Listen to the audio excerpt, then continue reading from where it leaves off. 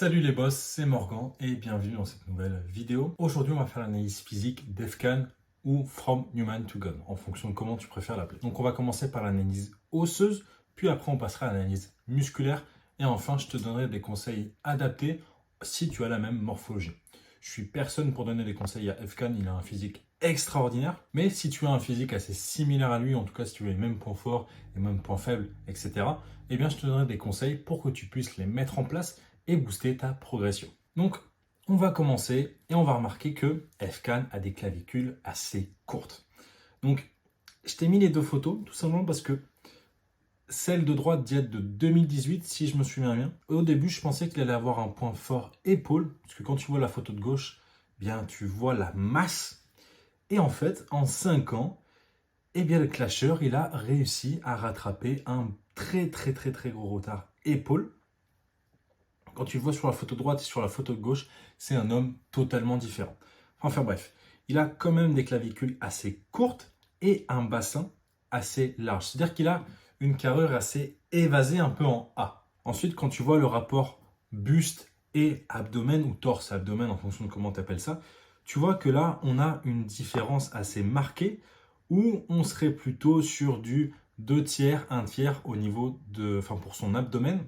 Pourtant, il a qu'un 4-pack ou alors un 6-pack assez caché.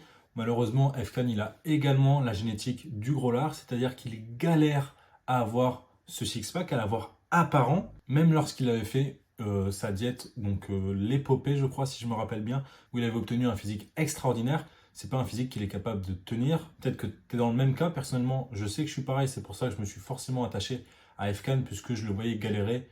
Et moi, j'étais dans la même situation. Mais du coup, sur cet aspect-là, il a un abdomen assez grand et pourtant il est assez gras, ce qui fait qu'il ne peut pas trop profiter de cet avantage pour lui permettre d'avoir un six-pack apparent. Ensuite, concernant ses humérus, eh bien, tu vois qu'il a des humérus assez courts comparativement à ses avant-bras. Donc là, tu vois, il y a une réelle différence, ce qui fait qu'on voit très bien aussi à droite où eh bien, ses avant-bras sont presque 50% plus long, ce qui fait qu'il a vraiment des bras assez. C'est-à-dire qu'il y a peu d'espace pour avoir bien des gros bras. Donc après, ça peut être un avantage s'il a des insertions courtes. On verra ça juste après. Et comme on en a parlé, du coup, il a des hanches assez imposantes, assez grands, un grand bassin. Et il a également des longs tibias et des jambes et des cuisses assez moyennes. C'est moyen long, on va dire, au niveau de ses fémurs et de ses tibias, c'est assez long. Pour en revenir du coup sur la partie musculaire, on va revenir sur ses pecs. Tu vois que ses pecs, ils prennent quand même la majorité de la place sur son tronc. Au niveau du milieu des pecs, il y a très peu d'espace, juste en bas entre les deux où ça s'évase et ça paraît un peu plus vers le bas. Mais hormis ça, franchement, niveau génétique, au niveau des pecs, peut-être un petit retard au niveau de la zone claviculaire à droite. Mais franchement, c'est assez normal, c'est les moins développés que le restant des pecs. C'est une qui est plus difficile à ressentir, notamment quand tu as des clavicules assez courtes, où ce sera plus tes épaules qui viendront prendre le relais, en tout cas en majorité. Chez EFCAN, on peut voir que ça a quand même été assez compliqué de développer des grosses épaules. Mais globalement, pour ses pecs, il a une très bonne génétique musculaire uniquement. Concernant ses abdos, on a fait le point tout à l'heure. Il a un six-pack, si je compte bien.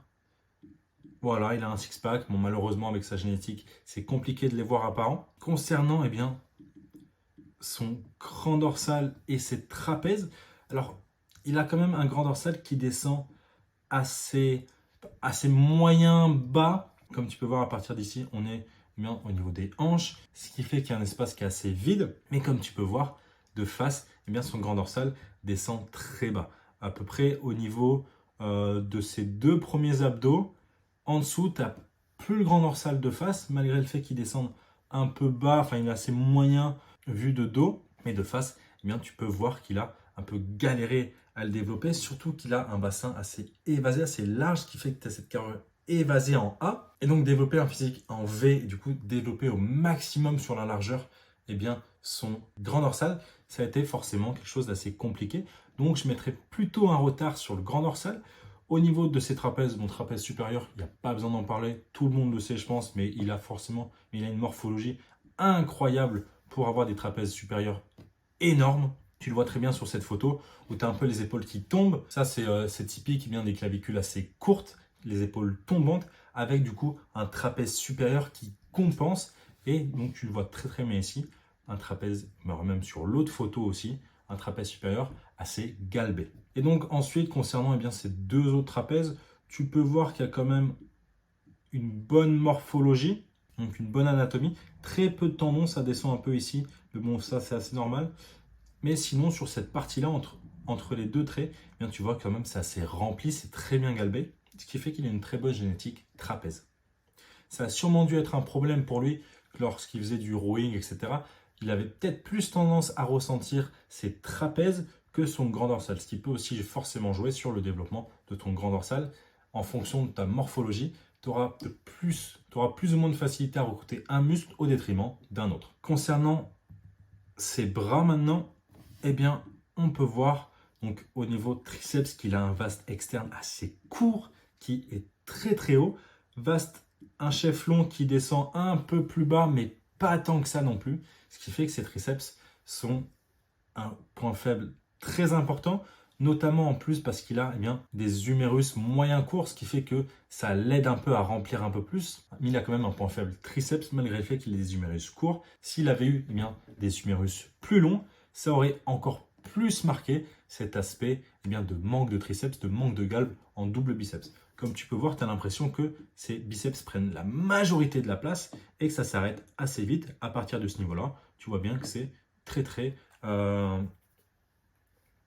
rapide. Ça perd énormément de volume d'un coup. Ça, c'est du fait que son chef long ne prend que la moitié globalement de son numérus. Et donc, tu vois bien qu'à ce moment-là, là, ça devient un peu plus fin. Ensuite, Efkan, il a des biceps courts. Tu le vois un peu ici, mais tu le vois surtout sur la première, où là tu vois bien qu'il rapproche plus, il est un angle plus fermé pour cacher un peu cette partie tendineuse. Il a aussi un bon volume au niveau des avant-bras, mais tu vois bien ce pic très marqué au niveau du biceps. Il a forcément un brachial assez développé qui permet de pousser vers le haut ce biceps, mais il a quand même des biceps assez courts. Ensuite, concernant son bas du corps, on en a parlé tout à l'heure, il a un fémur moyen long et des tibias assez longs. On a parlé aussi tout à l'heure, il a des hanches assez larges, ce qui lui donne un avantage sur la chaîne antérieure, soit sur les quadriceps qui seront plus développés. En tout cas, il aura un meilleur ressenti. Il activera plus sa chaîne antérieure que postérieure. Donc, il a forcément un point fort, un peu plus quadriceps que sur la chaîne post-ischio-fessier. Donc, on le voit très bien là sur la photo de droite des chefs assez marqués qui descendent assez bas. Donc il a une bonne génétique au niveau des quadriceps. Alors, concernant ischio-fessier, je n'ai pas forcément trouvé, mais comme tu peux voir ici, là, ça s'arrête approximativement à ce niveau-là, au niveau de ses ischios, ce qui fait que, de par sa morphologie osseuse, sa morphologie musculaire, on ne peut pas forcément la déterminer, mais en tout cas, ce ne sera pas un point fort anatomique, pour sûr. Ce sera plus un point faible qu'un point fort. Ensuite, concernant ses mollets, c'est à peu près la même chose. Ça, on ne peut pas réellement super bien voir, mais j'ai pas l'impression que ce soit un point fort. Dans tous les cas, on va plutôt dire assez moyen dans l'ensemble. Une insertion musculaire moyenne et un tibia long fait que ça aura tendance plus à s'orienter vers un point faible qu'un réel point fort. En résumé, Efkan, il a une morphologie qui est vraiment pas dingue. Quand tu regardes, il y a beaucoup d'aspects qui ne sont pas forcément à son avantage, mais très important, il a réussi à développer un physique incroyable. Quand je vois la photo de gauche là par rapport à la photo de droite, tu te dis que le taf qui a été fait pour développer ce haut du corps et combler un peu ce manque au niveau du haut des pecs et des épaules, ce qui fait moins ressortir ses trapèzes supérieurs, mais ça lui donne une carrure qui, de base, lorsqu'il a commencé la muscu, il n'aurait, je pense, jamais cru l'obtenir. Là, il a presque un physique assez en V, ou en tout cas, il est parti d'un A assez prononcé à un V légèrement marqué, mais qui petit à petit, il l'a super bien développé. Ce qui lui fait une carrure incroyable. Et franchement, par rapport à la génétique qu'il avait de base, il a vraiment réussi à obtenir un physique, mais de titan. Il a obtenu son physique de God, et franchement, pour ça, on peut que le féliciter. Mais donc, pour revenir sur ses points faibles et ses points forts, donc concernant points forts, forcément, ses trapèzes. Là, quand on regarde, il y a rien à dire, hein, c'est réellement un point fort.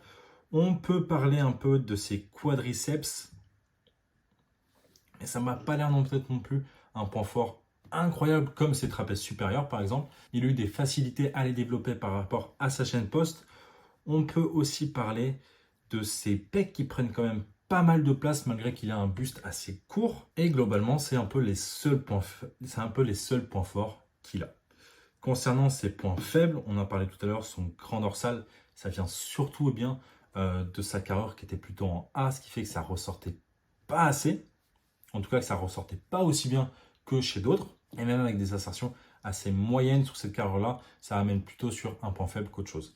Ensuite, on a ischio-fessier du fait de ses hanches très larges, ce qui fait que forcément, anatomiquement, il a un moins bon ressenti, une moins bonne stimulation, une moins bonne activation. Et puis surtout, on en a parlé tout à l'heure, ses bras, que ce soit ses biceps qui sont très courts et ses triceps qui sont également assez courts. Alors maintenant, ça a un très bel aspect, il a vraiment beaucoup de masse, mais au début, pour développer des beaux biceps, il a dû galérer.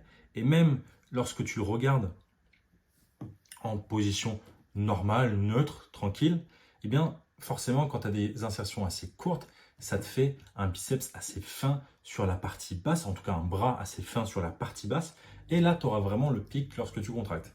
Donc, c'est un avantage lorsque tu poses, mais c'est plutôt un désavantage dans la vie normale, ce qui fait que tu auras l'impression d'avoir un retard sur les bras par rapport à d'autres qui auraient des insertions plus longues, et donc qui auraient un bras au repos bien plus gros que le tien. Et donc, il a quand même, je pense, galéré à bien les développer pour atteindre le niveau qu'il a aujourd'hui. Et forcément, ses abdos qu'il a galéré à avoir, et également cette zone au niveau des deltoïdes, où lorsque tu le regardes là, tu as l'impression qu'il a vraiment un point faible énorme. Et il a quand même très très bien rattrapé avec le temps. Concernant le reste, c'est ni point fort ni point faible.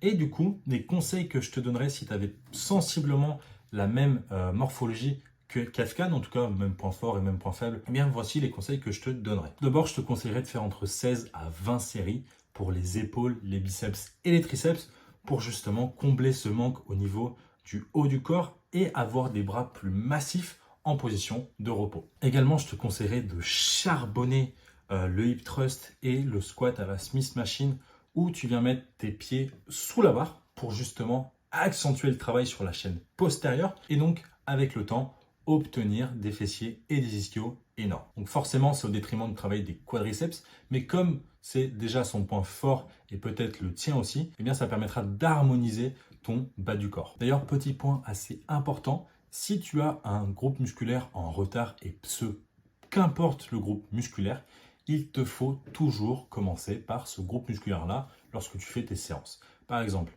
Efkan qui a un retard au niveau des deltoïdes ou des bras, sur une séance push, il va commencer soit par les épaules, soit par les triceps. Et lors de sa séance pull, il va commencer forcément par, alors là, il a également un point faible au niveau du grand dorsal, soit par son grand dorsal, soit par ses biceps en fonction de ce qu'il préfère focaliser sur la séance. Et donc, concernant la programmation que je te donnerais si tu souhaitais harmoniser au maximum ton physique, ce serait celle-ci. Donc, ce serait une programmation sur 5 séances où tu commencerais le lundi par une séance push, où là, soit tu commences par les triceps, soit tu commences par les épaules, mais dans tous les cas, tu finiras par les pecs. Tout simplement parce que c'est le groupe musculaire qui a le moins besoin de rattraper un retard. Et donc, en fonction de tes préférences, soit tu préfères rattraper plus rapidement tes triceps ou tes épaules, mais forcément l'un des deux en premier. Ensuite, le mardi serait une séance jambes avec un focus fessier ischio en fonction de ce que tu préfères. Donc pareil, tu peux commencer par du hip thrust ou du RDL, comme tu préfères, mais focaliser